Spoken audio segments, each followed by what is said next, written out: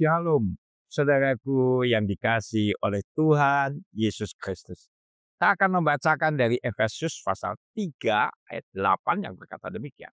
Kepadaku yang paling hina di antara segala orang kudus, telah dianugerahkan kasih karunia ini untuk memberitakan kepada orang-orang bukan Yahudi kekayaan Kristus yang tidak terduga itu.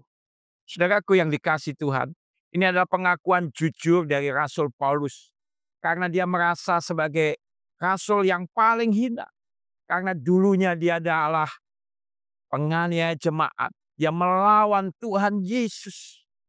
Tetapi kasih karunia Allah telah membuat dia boleh diselamatkan. Dan pada akhirnya dia boleh menjadi pewarta Injil kabar baik. Dan itu adalah sebuah kekayaan yang begitu luar biasa. Dia menulis bahwa itu adalah kekayaan yang tidak terduga. Kekayaan yang begitu agung, begitu mulia. Dan itu dipercayakan kepada dia untuk menyampaikannya kepada orang-orang bukan Yahudi.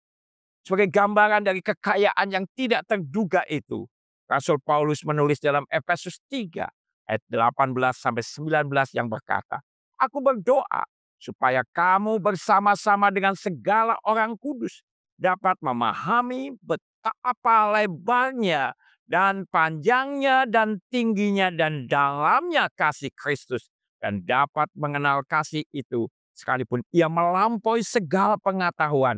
Aku berdoa supaya kamu dipenuhi di dalam seluruh kepenuhan Allah." Wow, luar biasa. Kasih Kristus itu ada sesuatu yang begitu dalam, begitu lebar, begitu panjang, dan begitu tingginya.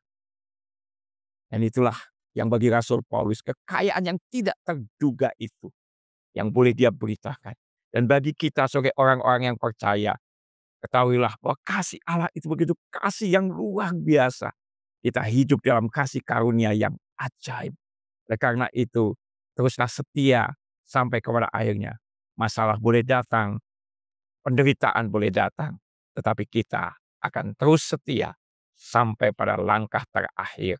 Karena kita telah menerima kekayaan yang terbesar, mukjizat yang terbesar dalam hidup kita, yaitu anugerah keselamatan. Haleluya. Amin. Tuhan Yesus memberkati.